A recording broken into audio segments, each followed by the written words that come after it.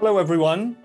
Thank you very much for joining us. A special thank you because I know that the Olympic ceremony is going on as we speak, the opening ceremony in Tokyo. I'm Giles Whittell. I'm an editor at Tortoise. This is our Friday lunchtime Sensemaker Live Thinking. And the headline question, are the Olympics doomed? Sounds a little miserable. I acknowledge that as they're all kicking off despite everything in Tokyo. But we grapple with the big questions. As you will know, if you've seen any of the ceremony, it's going on without an audience. Well, we aim to provide a bit of that for you. I hope technologically that if you want to, you can split your screens, as many people did watching the Euros and doing other things at the same time. But let's spare a thought briefly for the replacement for Kentaro Kobayashi, the opening ceremony's director, who was sacked earlier this week for allegedly making jokes about the Holocaust. There's been another sacking from another person on the creative team for allegedly being a bully. Just before we started, I saw a headline in The Independent, a Senegalese singer claiming to have been excluded from the opening ceremony because he said, Latia Sear, that his name is, that they didn't want a blackface. I don't know if that's true. That's the story, and so on and so on. There is, of course, a 4-yearly news cycle that we're in the middle of, whereby the Olympics are preceded by a pile-on seeking everything negative to say about the Olympics before they start, and then historically, the sport takes over. And there are these extraordinary human stories that do captivate enough people to keep the whole show on the road. In which context, I would draw your attention to a link in today's Tortoise Sensemaker, if you have access to it, which I put there this morning, to Hent Zaza. It's a BBC clip. She's 12 years old. She is the best table tennis player, bar none, in Syria, of either gender, as far as I can tell. Totally extraordinary. An example of the kind of thing that we will see, which will sort of be on the other side of the ledger from all the negative stuff that we've heard recently. And of course, I haven't mentioned the pandemic yet. So on top of everything that has been special to Tokyo, and I want to discuss whether it's Tokyo's fault or the IOC's fault, there's been the pandemic and the delay and the pandemic again. It hasn't gone away. Hence, everyone showing up in the stadium today in masks. So I hope that in the next 55 minutes or so, we can talk a bit.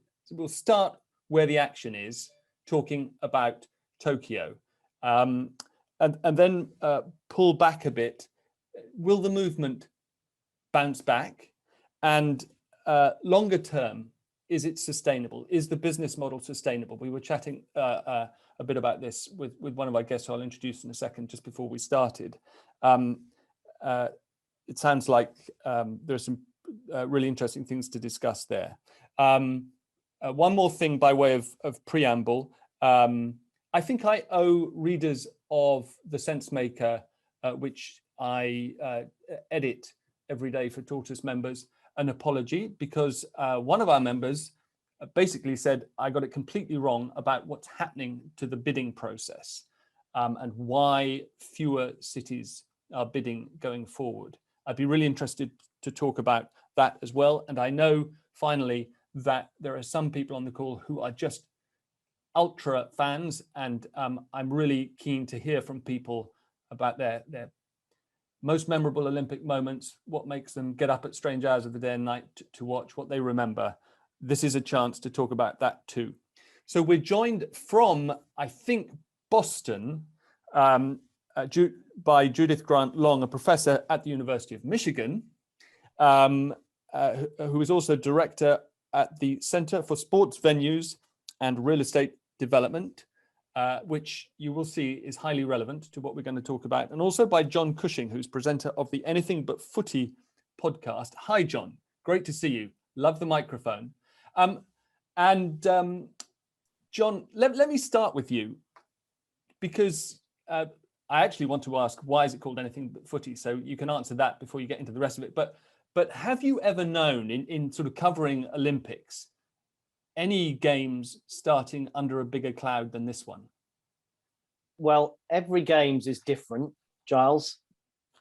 It all has its uniqueness, and we can talk about the troubles that Rio had 5 years ago, the troubles that London had.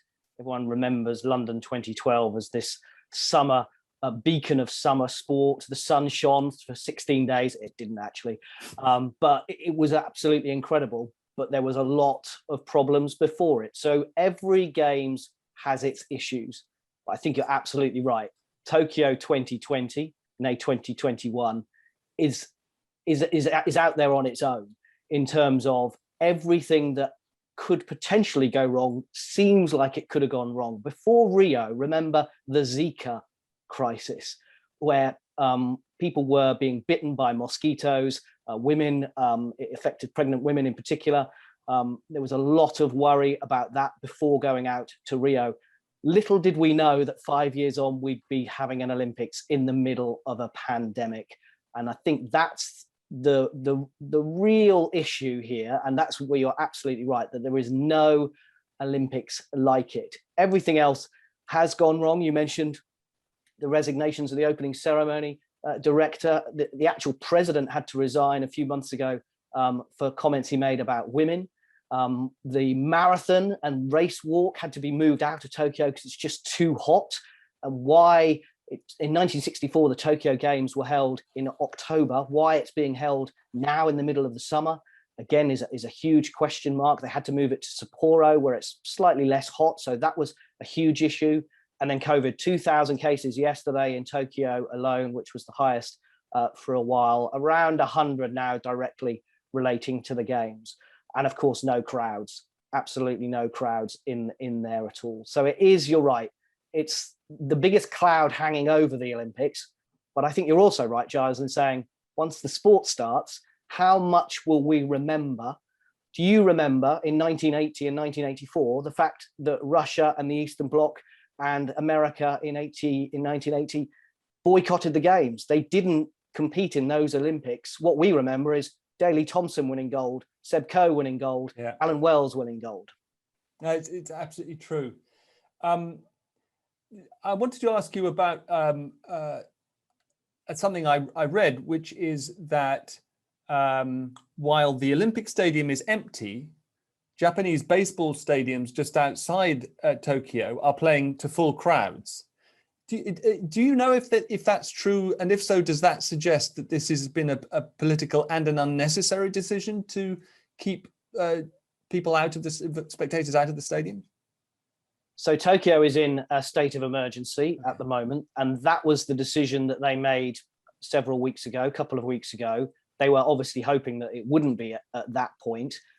It felt, I think the IOC felt it was the right thing to do. Certainly the organizers and the government, Japanese government, were pushing for that to happen, to try and control I mentioned the number of cases already in Tokyo. They're not all linked to the Olympics, but try and control it.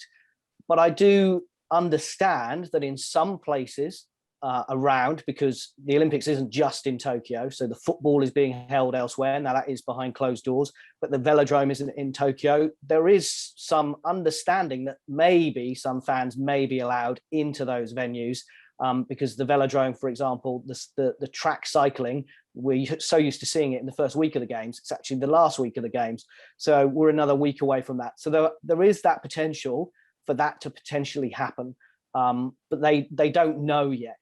But I think they had to, Giles, you mentioned it earlier, there is a news cycle before every Olympics. There is, I hate to say it, there's an agenda to find the worst possible story that you can find, the most outraged person you can find about these games taking place in your city or in your country. So there is an agenda before the games.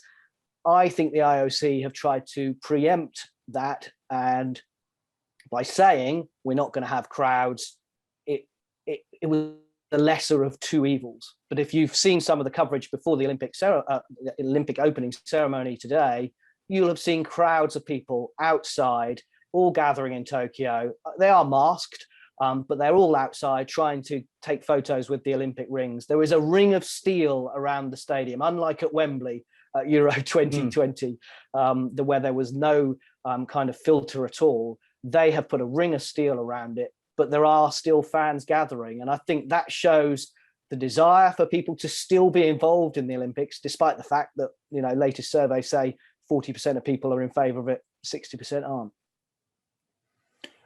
John, last question before we come to Judith. What's your gut feeling as to how the silence of empty venues is going to go over in what is now more than ever going to be a television event? As I understand it, they're not going to pipe in artificial sounds or the sort of the main feed that NBC uses in the States. I may be wrong about that.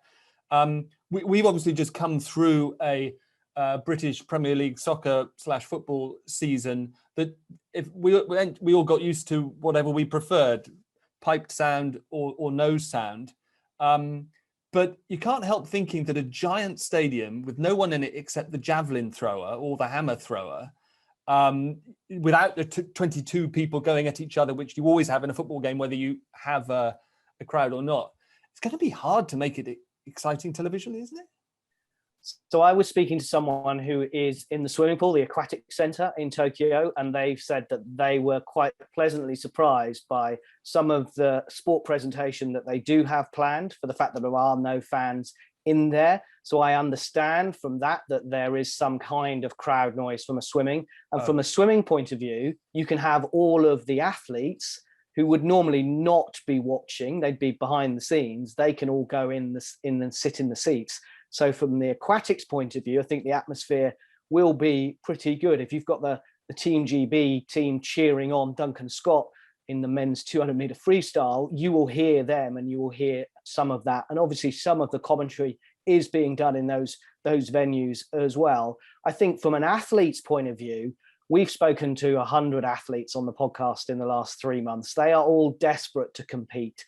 They're used to this, Giles. They have been there. You mentioned the Premier League, but all these sports have been plying their trade week in, week out. It's what the podcast is all about, trying to give these athletes working week in, week out some coverage, because everyone just talks about footy in this country. That's why it's called anything but footy, because we don't talk about footy. We talk about gymnastics, we talk about swimming, we talk about athletics. These guys have been doing that, and they've been doing it in empty stadiums. And actually, from a British point of view, we don't know from the rest of the world, but we can tell you that Team GB and the athletes have come out absolutely firing. The swimmers, they're taking more swimmers than they thought this year, because they've all come on and swum faster. They've had a year of training, effectively, some of them, while normally they're going from one competition to another competition to another competition. And they've all had this training. Certainly the athletics as well, you would hope that they would perform well. So I think the atmosphere is a difficult question, but remember, and I think we are slightly in this country always with a London 2012 pair of glasses on us. London 2012, with the crowds that were there, was exceptional. It was a one-off. I was in Rio at the athletics. It's half empty. Every session in the athletics in Rio was half empty. London 2012 was a blip, and we absolutely sit here and enjoy it and look back and remember how brilliant it was, because it was, but it's not how all the other Olympics have been. And arguably it should be. And I'm not here to say that it shouldn't be, but they should be selling all the tickets. They should be having fans in there, but it's not always the packed out stadiums that you would expect. Right. Okay. That's a good point to bear in mind. Let's pull back for the camera that is above the stadium, indeed in low Earth orbit, looking at the Olympic movement generally. Judith, one of the slides that we ran at the top of the hour showed the cost projected and actual for all the games, and it's a sort of truism that budget overruns are almost inevitable. A host city will almost never get back, at least in an easily counted way, what they've put in. You've written, this is some time ago, admittedly, but you've written The Promise of the Olympic Games as a catalyst of widespread urban development has routinely fallen short. So this is a sort of concrete kernel of the whole question, isn't it? Can the Olympic business model endure, given that that's the case? So that's a great question, and thank you for having me. This is such a terrific format, and I have to say I'm distracted by all these fantastic comments in the chat too. This is terrific fun. So one of the ongoing challenges about the sustainability of the Olympics going forward is that it's very different depending on who you're talking about. So if you're talking about the IOC, I personally, in terms of my work and the people I talk to, I don't see a huge issue for sustainability moving forward. Certainly from a financial point of view, there's so much media money at play right now. The contracts with NBC, and then that's in the United States, of course, and then with global media rights providers, this is a tremendous amount of money. So the IOC is very flush. And I don't see those conditions changing dramatically anytime soon. And you pair up the media rights, which I think is about 70% of IOC total revenues from any Olympics, with the sponsorship rights, which adds about another 20%. Those are two huge and growing revenue streams. The other 10, by the way, is like licensing, stuffed animals, toys, coins, that sort of thing. And then if you look at the host city side, this is where the model is falling down a little bit, because on the host city side, they're not quite as flush. They see a portion of the television revenues, they see a portion of the sponsorship revenues at the global level from the IOC, and then they're able to negotiate some local media and sponsorship revenues as well. But the amount of money that they're generating from the IOC's share of the pot doesn't, as your slide pointed out, tend to cover all of the other costs that host cities take on. So some of that money from the IOC defrays some of the ongoing operating costs, the cost of hosting the actual event, but it's the capital costs that tend to get the host cities in a lot of hot water. And the IOC, I have to say, is trying to do a pretty good job of taming host city ambitions when it comes to what they think the Olympic Games can do for their transportation system, for their airports, for other kinds of infrastructure agendas. And so that counting of the money it creates a lot of these, the cost outweigh the revenue kinds of projections. And another challenge too is that the cost estimates that you see are just widely variable. They include a whole bunch of things with somebody's figures, and then somebody else counts them in a completely different way. But it's fair to say that the IOC's future is looking pretty good because of where their money comes from. The host city situation is much trickier because of all of the capital investments that they're taking on in the name of the Olympic Games. Okay, let me just drill down on these finances a bit, because it's rare that we have access to someone who knows what they're talking about here. It's about 7.7 billion that NBC has paid to the IOC for broadcast rights through to 2032. I was always under the impression that that was the vast bulk of the media revenue that the IOC gets. Is that changing? I mean, does China pay a whole extra wedge? And what's the total income from broadcast rights that the IOC takes? So I will say, when you say there's somebody on the call who knows what they're talking about, I assume you're talking about John. But, so yes, it's fair to say that the NBC Universal, so NBCU as the acronym when you're looking for the press on this, that is the lion's share of the revenues. Most of the media money is still being earned in the United States audiences and the North American audiences. But we are still seeing more money coming out of the international networking audiences. So coming out of certainly Western Europe, but increasingly, I think Australia for, it was either London or Rio, Australia, the TV rights there were about 115 million. So not, sort of not in the billion level, which is where we're talking about for the North American audience, but certainly the money that we're seeing coming from Asia and coming from Australia, Western Europe, and other markets is a growing component.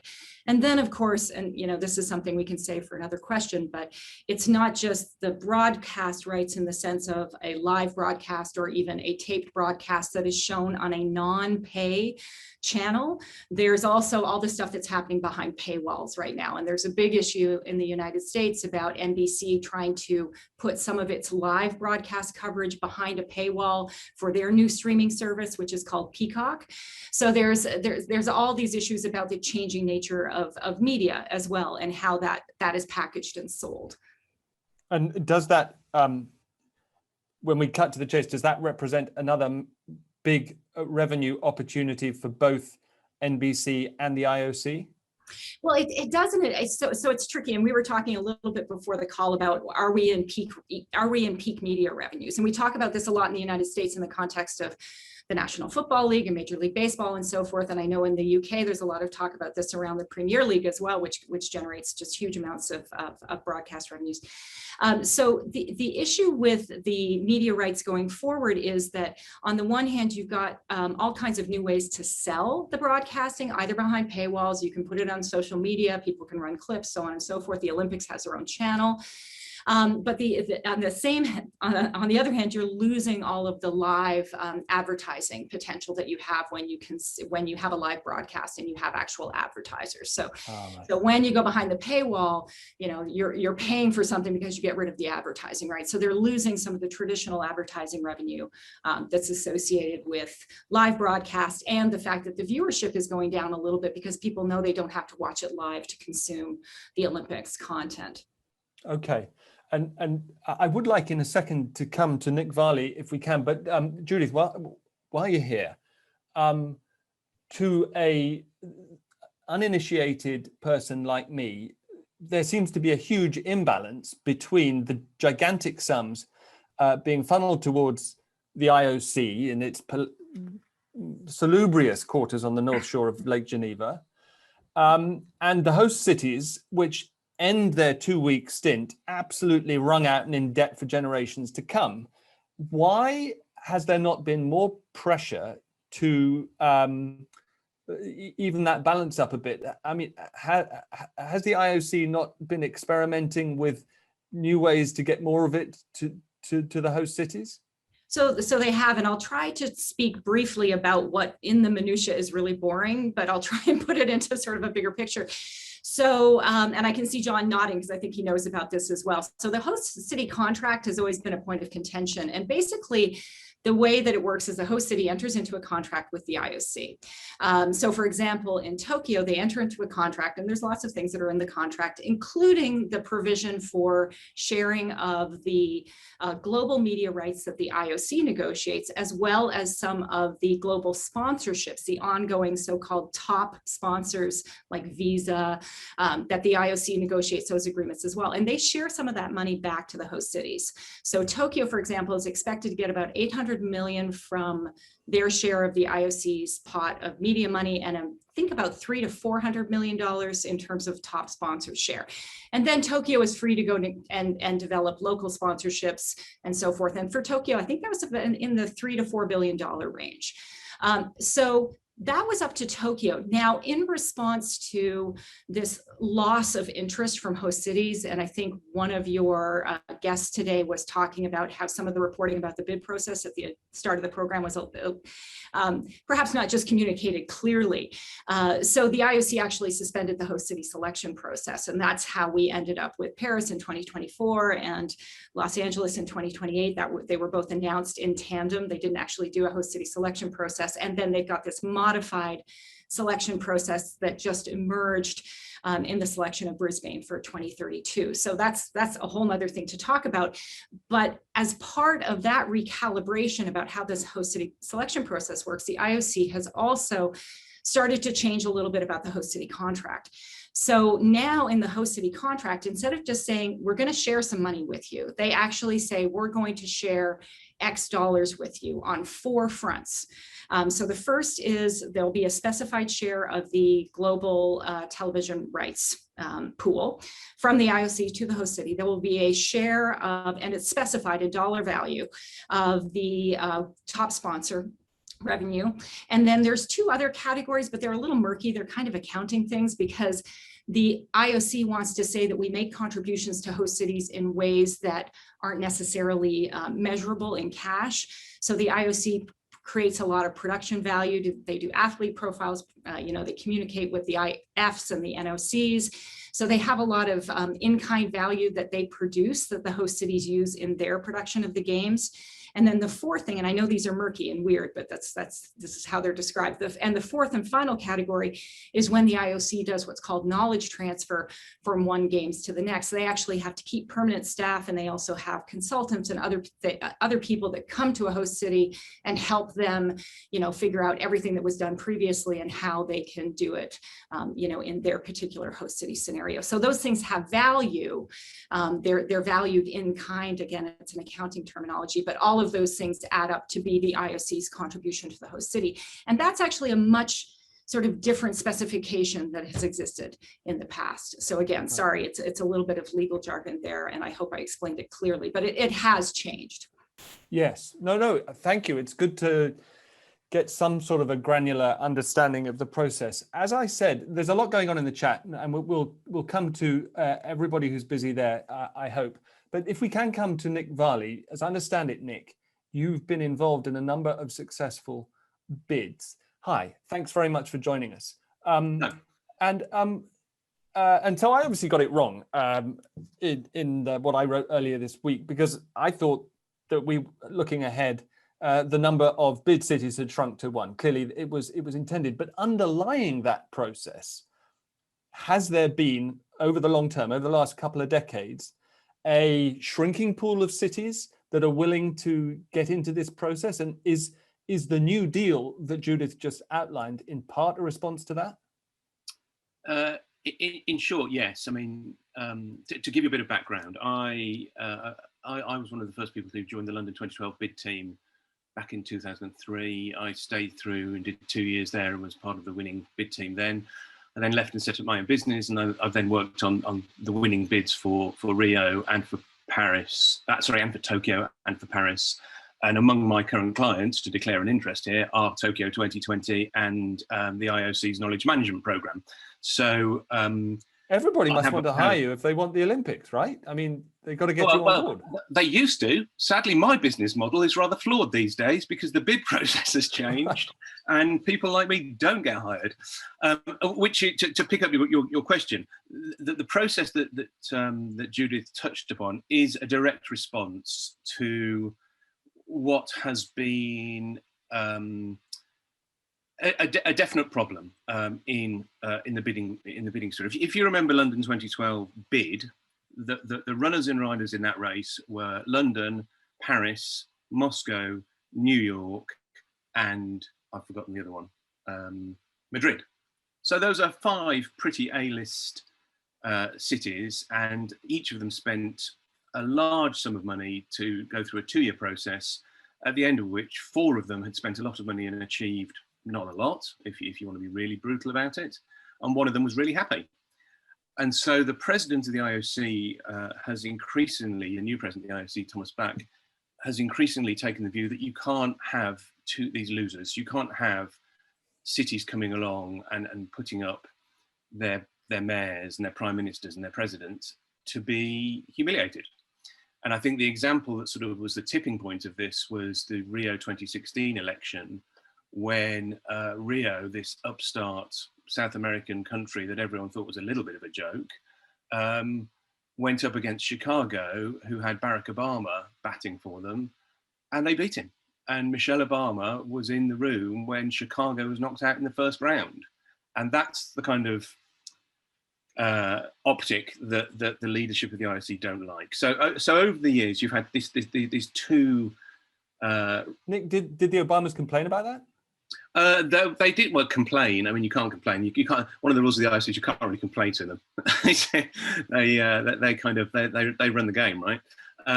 Obama made some fairly pointed comments. President Obama himself, not Michelle Obama, President Obama, when the US started to bid for the Football World Cup, he said something along the lines of, we're not going to do this if it's all stitched up like the Olympics is, type of thing. So he did go on the record with a fairly pithy quote about how he saw that process. But the trend over the last probably 10 years, 8 years, has been you've had this situation where the IOC itself doesn't want to see cities being, humiliated. But equally, you've had the rise of social media and the rise of this referendum culture, which we know all too well in our country. And the result of that in the Olympic bidding world has been that cities that would be superb hosts of the Summer Games and the Winter Games in particular has suffered from this. They go through the process of getting the bid committee together, hiring the staff, making the plan, doing a lot of work. This isn't tiddlywinks. This is a lot of serious work involving urban planning and budgeting and all this bit. And then they have someone who says, well, we need to put this to a referendum to see if the people support this. So you end up with a referendum with a yes/no question that says, do you want to host the Olympics? Yes, no. And of all the referendums that have been held over the last 20 years, I think there's been about 20 or so, 15 maybe, only one city has ever got a yes vote out of that. And therefore, great cities such as Hamburg, or Stockholm, or any number of others you could quote, have been brought down by a referendum. And I tell you now, if in 2005 you had a referendum that said to the people of London, do you want to host the Olympics, yes or no? It would have been no. The public attitude survey directly after London 2012, when London 2012 conducted its own marketing survey, was 98% of the population were in favour of having held London 2012. And we all know 98% is not a figure you get in this country, ever. So That's the problem the IOC is. So to bring us to the conclusion, we've just had a situation earlier this week, 2 days ago, where Brisbane has been chosen for the 2032 Olympics without any public scrutiny, without any election campaign, just by having meetings in private with the IOC. And the IOC is the rights holder, which is its right and its privilege, has chosen to say, well, we like the cut of your jib, we like what your plan is, we see what you want to do, we don't see the need to have a bidding race in the old sense, we'll sign up and we'll do it with you, thank you. Which is, to me, fascinating. John, I see you've got your hand up, and that reminds me, we will come back to you. I forgot the part of my opening spiel where I say, please raise your electronic hand, but I think most of you on the call know that that's another way of getting involved in addition to the chat. But just, Nick, before I let you go, the IOC was already, with some justification, accused of being very susceptible to corruption. We all are aware of the scandals over the years, Salt Lake City, elsewhere. Now, even the sort of pretense of democracy having been stripped away, and the IOC, as you say, being an organization that you don't argue with, it seems that it's gone from being vulnerable to ultra vulnerable to corruption. There is no process that's subject to scrutiny, as far as I can tell. Yeah, it's a slightly difficult one, this one, because it's a question of whether you believe in benevolent dictatorship, really. Right. Which I thought was supposed to have gone out in the 18th century. Yeah, I think it's coming back, is the general view in the world. Okay, yeah. Anyway, no, the point is this. So Rio was elected in a surprise, and then there was a whole heap of allegations that members' votes were bought. Tokyo was elected in a landslide and was the right choice. I firmly believe that, but has been dogged by further allegations of corruption. And so if you're a strategist inside an organization, do you prefer to have an election that some of your members may do the wrong thing and damage your reputation, or do you prefer to take control of it yourself and keep it a very tight race? I mean, will there be any allegations of any proper corruption, cash in brown paper bags type of thing around Brisbane? Absolutely not. No, right. Because there's no votes to be bought. The whole thing is a negotiation. And so is it transparent? No. Is it, is it generating good press for the IOC? No, there's a lot of people who think this is a very unfair way of doing things. But is it probably the least best method from their point of view, as the rights holder, is it the least best method? I'm pretty sure it is, actually. Okay, interesting. Andrew has said in the chat, no votes to buy, just people. Nice and pithy from Andrew. I want to come in a minute to Emily, who I know wants to unburden herself of quite a lot in the chat, and we'll come to some other people in the chat. But first, John, you've raised your hand. Yeah, I just wanted to react to what Nick was saying, and I agree with him entirely that I think the IOC is changing, maybe not to the benefit of his business, but it is changing in the way that it is, I think, beginning to listen a bit more. And I think that is Thomas Bach, the president, who has changed that somewhat. If you look, I can't defend the bureaucracy. I'm never going to sit here and defend all the hotels and the flights and all that kind of stuff. I'm not going to do that. But they are listening. And a couple of examples I wanted to say. The Tokyo opening ceremony today, I've only seen the first 20 minutes or so. It was poignant. It was respectful. It was respectful of COVID. It was respectful of the victims of the Fukushima nuclear fallout. It was respectful of Munich 1972. Now, some people, social media warriors, of course, say it's underwhelming and boring, but it is respectful. And I think we had to, like I said, there's been no games like this ever before. We had to do something different. And I think they did listen to that, because on my podcast, I was like, why are we even doing an opening ceremony? Why are we having people walking around, even sharing a flag now? You've got Hannah Mills and Mo Sabihi for Team GB carrying a flag and sharing a flag. There's only one flag between them. So, but I think they have listened, and I think they've struck the right note with that. And they are listening as well. They've slightly changed, I would say, kind of bent the rules, maybe bent the knee is the right way of saying it, on the Rule 40, where they've said you can protest before events and to the media in your interviews.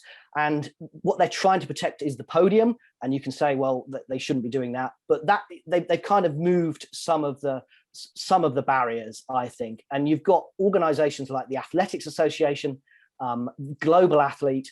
With swimming, you've seen the International Swimming League start up to try and get money for these brilliant swimmers like Adam Peaty out of Olympic times. They are beginning to listen to some of the concerns from athletes and from people like us. John, Andrew asks a valid question in the chat. Who do we mean by they? When we're talking about the opening ceremony, for example, point well taken, that is the work of the host rather than the IOC. So the respect that you're talking about is being shown by who exactly? I think it's combined. I think Nick said the IOC and the organisers, it's the IOC brand. They don't let anything happen that they are not going to let happen. So the organisers and the IOC would have worked down and gone through every minute detail, I would think, of what they're going to do, particularly for this Games, because it's been so hard, because of the playbooks they've had to introduce, the COVID restrictions, all this kind of communicating between each other. They have been working together a lot more than they would have been doing in the past, I think. And I also believe, and you can sit here and say that I'm an optimist, and I'm happy to take that, but I think Thomas Bach has made a difference to that organisation, and he's just been re-elected for another 4 or 5 years, so I think that's a positive. One other thing, John, how do you see, and Nick and Judith, by all means, come in on this, this new bidding process evolving? So Brisbane has been sorted. Next up, 2036. Will there be any formal way that the IOC canvasses the great cities of the world, other than the old way, so that it's not simply some sort of emails between high-placed officials on a whim? Let me answer very quickly, and then I'll let Nick come in. Yeah, because I know he wants to. As Nick said, London wouldn't have happened if we'd have had a referendum for "Do you want London 2012?" We wouldn't have done it. There would not have been the backing for it. Lots of chat about Tessa Jowell at the moment, and Tony Blair, and even Ken Livingstone, the London mayor. What they did to drive through London 2012 was the right decision. We, again, you can say I'm an optimist. We have a government who decides what they want to do for the country and for the good of the people. Whether you believe them or not is another thing. Brisbane want to stage this. Australia want to have the third games in Australia. If it wasn't going to be, if this Olympics wasn't going to happen, or it didn't have a future, they wouldn't want it. They had the Gold Coast Commonwealth Games. They realized the benefits they've got from that. I think someone mentioned chat about Barcelona earlier. Barcelona has become a world city on the back of 1992. It wasn't a world city in 1992. It has become that, and obviously everything else that goes on in Catalonia. So I think that you have to say, I agree that there isn't this question mark, but if Brisbane want to bid for it, then they will. Now, the huge question mark on that moving forward is it going to be the same countries that bid for it? Because I think we all said London 2012 would be a once in a lifetime thing. I think the Olympics will be back here in my lifetime. Interesting. Thanks. Nick. So to pick that up straight away, Sadiq Khan, in his election manifesto for his mayoral race two months ago, whenever it was, I don't live in London, so I didn't vote, committed to bidding for the 2036 or the 2040 Olympics. And that will be, unlike the 2012 bid, which, you know, the 2012 bid, I was the 7th employee to join, I think. And the reason it was such a small team when I joined is because the hoops it had to get through to get to the starting line were astonishing. You know, the BOA wanted to do it. They signed up Ken Livingstone eventually, and he said, yes, I'm in for it. And then Tessa Giles said, the government's going to like this. We've got to convince Gordon Brown and Tony Blair, and particularly Gordon Brown. So the hoops you had to get through to get to the starting line were significant. And then you had the 2-year bid race internationally. So if London bid for 2036, it would be a question of Sadiq Khan putting a team together and going to start direct dialogue with the IOC to work out what's possible. And so to answer your question about bidding, I think there's two separate streams of this. Bidding for the Summer Games has possibly never been healthier. So Brisbane got elected 11 years out. That's the same 11 years out that LA got elected. Ordinarily, you get elected 7 years out. So we're now lined up in an unprecedented time in the entire history of the Olympics of knowing the hosts of the next 3 Summer Games whilst we're doing Tokyo. So we've got Tokyo, Paris 24, LA 28, Brisbane 32. You never, ever have that situation. That is unheard of. Added to that, the 2032 pool also included a bid from Germany. It included a bid from Indonesia. It included a bid from Qatar. And all of these countries were really peed off, actually, that Brisbane managed to do some clever political manoeuvring and got through the door pretty, effectively and quickly. So I can probably, if you asked me to write down on a piece of paper to share with you in 10 years' time, the hosts of the future Summer Games, I could probably tell you in 2036, it'll be a European city. It'll be London or Hamburg or Budapest, maybe. 2040 will probably go, if they want it, to somewhere like Qatar. And I can even go as far out as saying 2048, India want it because India wants to host the Games desperately. It's very keen to host the Games, and 2048 would be the centenary of independence. So there you go. That's the good news. The bad news, and this is where if you'd retitled this session, is the Winter Olympics in trouble? The answer to that is a resounding yes. Oh my God! Because of climate change? Lack of pool of bidders. Lack of pool of bidders who can bid because of climate change. Political problems in that the places that tend to be able to host winter sport are Western democracies who have to go to the democracy problem, the referendum problem. Mm-hmm. And so you end up, the bidding pool, if you'd done it in your slide in the intro, had taken out summer bids and just concentrated on winter bids, the winter bid pool has diminished and got smaller and smaller and smaller. And by definition of what you need to do to host a Winter Olympics, there aren't many places out there that can even enter that pool. Right. So they have now awarded the Summer Games to 2032. They haven't awarded the Winter Games yet for 2030. And there doesn't appear to be a whole heap of action going on, to be perfectly honest. So I think if you were looking for a problem, the Achilles, the IOC story at the moment, I think, is a good one. I think the Olympic World story, despite the problems of the pandemic, is a good one. The Achilles heel is the Winter Olympics. Really interesting. Thank you. I've been neglecting the chat. I want to read what David McGuigan wrote. The commentary so far is amazing, but I would argue that the only people amongst our population who care about most of this kind of discussion is the press. For most of us, we care more about watching staggeringly talented people go beyond what even they thought they were capable of. Right. Thank you, David. Since you've written it, I won't ask you to repeat it, but I will come to Emily, because I have a sense, my colleague Emily, that she sort of shares some of that sentiment. Tell us about your involvement with past Olympics and why, and what you're looking forward to over the next 2 weeks. Thanks, Giles. Apologies, I'm, as you can tell, perhaps in the chat, quite excited today. I've been an Olympics obsessive since I watched it on TV at age 6 in Atlanta. An Olympics what? Obsessive, right? Okay. An obsessive since Atlanta '96, when I started watching it on TV when I was 6, and I don't know why I was so captivated. Continued in Sydney, Athens, Beijing, and then in London 2012, I applied to become a games maker, which was the most transformative 2.5 weeks of my life. And I remember reading, even as a very keen 11-year-old in Sydney, how the volunteers in Sydney and the atmosphere at Sydney was such an incredible feeling, and this depression afterwards. And I definitely got that after London.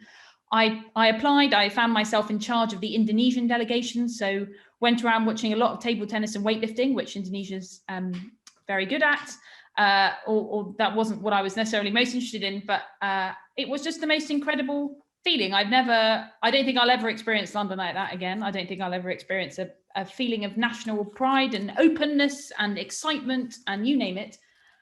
And the most incredible personal stories. And that's what the Olympic, I mean, to your earlier point, Giles, all this pre-stuff and pre-cynicism, I find it so deeply annoying and draining, because in the next 2.5 weeks, we're going to have people we've never heard of come with personal stories against all odds, and just provide the most amazing inspiration. I'm not a professional sportswoman, but I'm incredibly inspired by these people. Whether it's, London 2012, Gemma Gibbons winning her semi-final in judo and giving her, tribute to her mother who died before, the most incredible stories of resilience, of determination, of teamwork. It's just incredible watching Team GB hockey win their women's final last at Rio. I mean, these are stuff that dreams are made of, these stories, and they're just incredible. And that's what matters with the Olympics. I mean, I take everything that has been said so far, of course, and many problems with the IOC, but these are people doing unbelievable, extraordinary things that are inspiration for people all around the world. And I'm watching, have to admit, on the other screen is the opening ceremony. The refugee team. These are amazing stories. So I am, as you can tell, one passionate supporter. And let the sport and the athletes and everything, that's what matters, and let that speak for itself over the next 2.5 weeks. And I kind of think the world needs some great stories. I don't know about you, but I've found that, even I've found the last 18 months, but I can't do that again. This is pure dream escapism that we desperately need. I'm into that.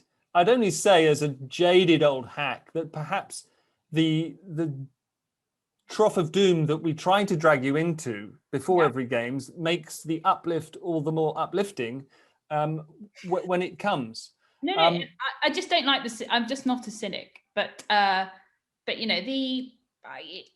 was watching my kind of personal 25 best moments over the Olympics over the last few weeks, and no one was really talking about Derek Redmond. And these are not always people that win that provide the most amazing stories. I mean, Derek Redmond didn't win, but it was, you're never going to, how can you possibly not watch that and just be I don't know how you're not supposed to feel just so inspired. And and it can change nations' approach to their own history. Look at Kathy Freeman in 2000. That was an unbelievable night, the 400 meters, and watch what Denise Lewis said about. Remind us, that was in Sydney, the Sydney 400 meter final. Her big rival actually wasn't in the game. So, the Sydney Morning Herald that morning, the headline was, race of the century, race of the, lifetime. And it was Kathy Freeman, the first, Aboriginal Australian to kind of have a chance of winning a gold medal. She was the number one cert of that Olympics, probably alongside Ian Thorpe in swimming. And she won the 400 meters in a packed 110,000 stadium. She did her lap of honor with the Australian and Aboriginal flag. It was a defining moment for kind of modern Australia.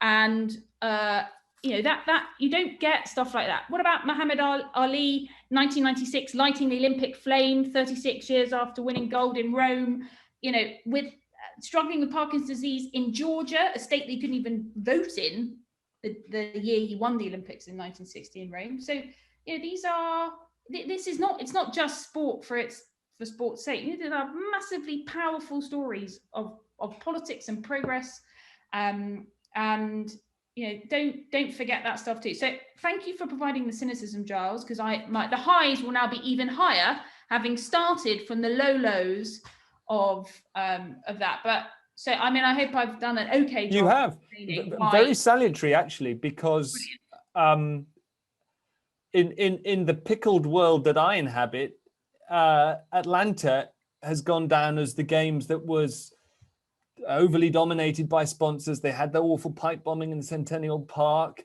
just a general disaster, the one in which the then IOC president failed to say what he always said at the end of it, which is this is the best games ever. But you, as a young person, were inspired by it. So that's good to know. Just one more question, Emily, and I want to throw this open to everybody. You can reply in the chat or raise your hand. What sports, this is a personal bugbear of mine, we've got climbing and skateboarding in for the first time this time. What sports do you want to see in the Olympics going forwards? I don't know why squash isn't there. Never quite understood. That's exactly what I wanted to hear. I feel bad for the squash people. Netball, I don't really understand why that's not in there. And there must be some more. Baseball's in this year, right? Softball and baseball are in, so I'm happy about that. I was very upset about their absence, especially in London, because I would have liked to have gone. But yeah, squash, netball. I don't get that. It just seems bonkers. Okay, so and Judith is also squash in capitals. Judith, as an infrastructure person, right? What is it a barrier to squash that it's played in a box? So sorry, this is a bit of a sidebar, but squash, I mean, two big issues. First of all, super fast pace of play, tiny little ball, and then it's very hard to have a lot of spectators. This has been the challenge with professional squash for ages. I just love squash, grew up playing it. So that's my plug for squash. And while we're on it, and I don't think it's a sidebar at all, I think it's absolutely central. I'm genuinely baffled as to why it hasn't had a better hearing, given that it is so popular in two parts of the world that are very populous and hitherto underrepresented: South Asia and Egypt. So India, Pakistan, and Egypt. The world's best squash players come from there. They have a miserable time in the Olympics because they don't do much of the other sports. So if anyone can explain to me why that hasn't been a factor, I would love to know. Yes, I see it. Go on then, Nick. You have to unmute yourself. Yeah, I've unmuted myself, sorry.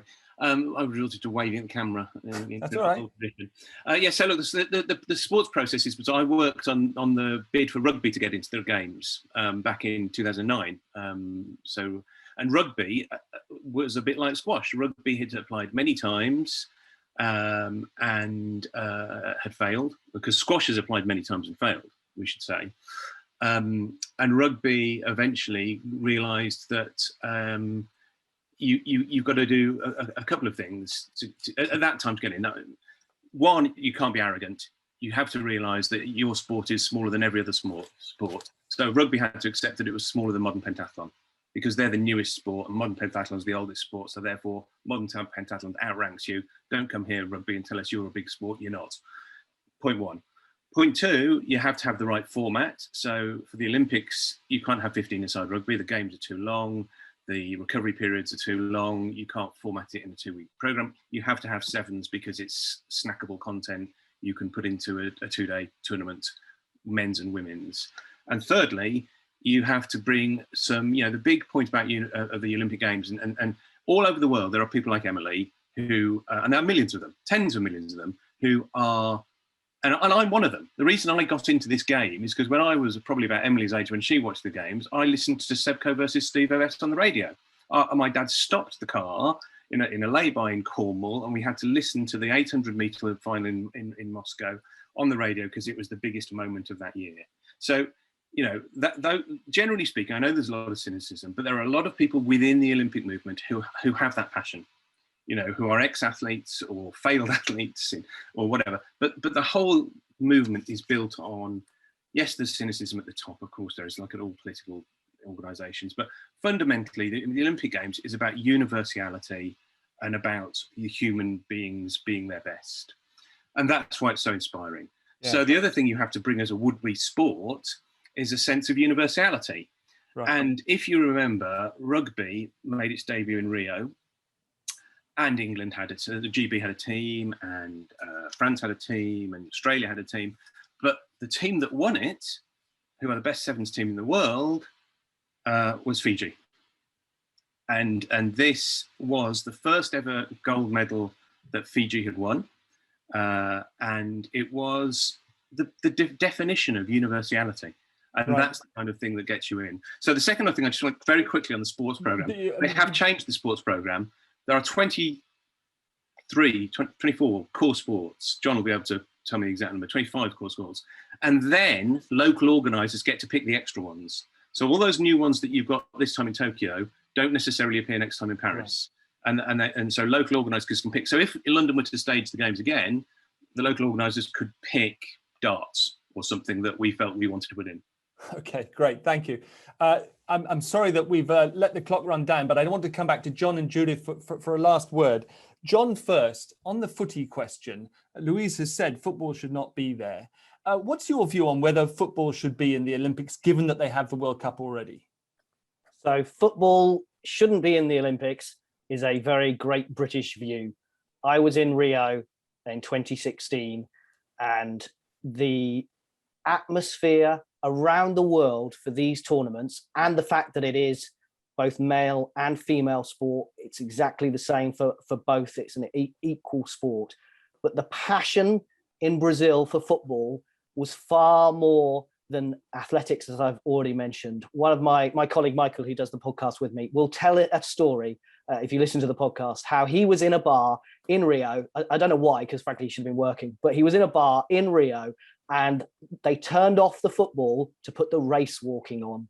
Now, the race walking is a very important Olympic sport, like modern pentathlon, but the bar was in uproar because football was their sport. And when Neymar, I was in the Maracanã, when Neymar scored a goal in a full house, and we've talked about how Tokyo won't have these moments, but that moment in Brazil was incredible. So around the world, football is part of the Olympics.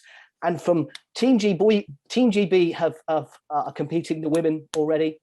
Have already won their first match.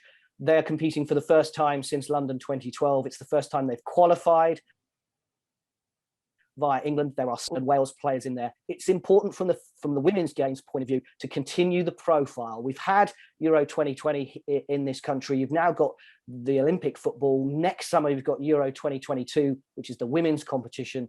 It just keeps the momentum going. And I think the Olympics plays a key role in that. And as we heard from Nick, where he's talking about Fiji and other sports, football to other countries is the most important Olympic sport. Fascinating. Thank you. And Judith, very briefly, and I'm sorry to have left it till after the top of the hour, but let's come back to where we started. The big chunk of money that, in a sense, keeps this whole show on the road comes from the US. And my wife is from the States, by all the rest of my family. I know that the enthusiasm is as nowhere else. Why is that? Oh, that's a tremendous question. I think that we have just an appetite for consuming sports media here that is different than in other countries. We probably consume more media anyway. And then, consuming sports media is part of that. I will say on the media front, you have American Family. My 90-year-old mother, who is English, by the way, and lives in Canada, she only gets the US-based feeds for a lot of her sports. So she turns the audio off because she doesn't want to listen to the American commentators because they favor the American side of the story and all that sort of stuff, which is just kind of fun. But, if I were to make a point about this conversation, and it's been so fun for me because I'm a moderate moderate voice in this debate, and it's very lonely being a moderate voice in the world of Olympic scholars, because there are people who are very anti and people who are very pro. And I applaud the IOC for making all of the changes to the host city selection process, but we have a lot of work to do with regard to what happens to host cities once they get the games, and really rethinking and recalibrating the infrastructure requirements. Going to proven hosts is certainly one path. And as I think I put in the chat, we have multiple 3-time hosts, and that's just summer games. Tokyo, for example, is 5th time around, if you include winter games. But we still need to be able to export the games to other locations. So trying to figure out a way to do that successfully is really, for me, that's a big focus of the work that I'm doing, is really trying to sort out the venues, the village, the other infrastructure, and so forth. So that's where I want to leave it. We need to fix the host cities and not the IOC. So interesting, because we haven't had a Middle Eastern Games. We haven't had it in India. In a sense, it's a shame that they have to wait 100 years until. Anyway, it's 3 minutes past. Thank you so much. I've really learned a great deal, and I think we've answered the question: are they doomed? No, they're not. Certainly not in the summer.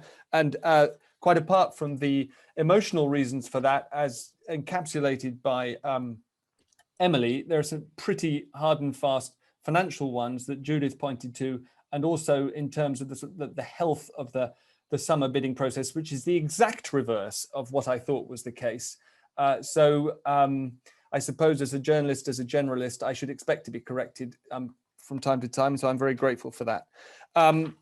I do hope personally that we can find a way also to rescue the Winter Games. Phoebe was asking in the chat if the process generally is going to be affected by climate change. Clearly, the Winter Games are, and so that's a separate subject. It's how do we deal with climate change? Thank you all very much, John, Judith, for joining us in the middle of what must be an incredibly busy time because of your expertise. Nick as well. Emily, thanks everybody who's contributed in the chat. I'm sorry I didn't come to you to speak more, but everything that is in the chat is recorded for eternity. Actually, I don't think it is. Everything you say is, but you can capture the chat. Anyway, it's 5 past. It's Friday afternoon. Have a great weekend, everybody. Thank you very much for joining us. Join us again for more Thinkings next week.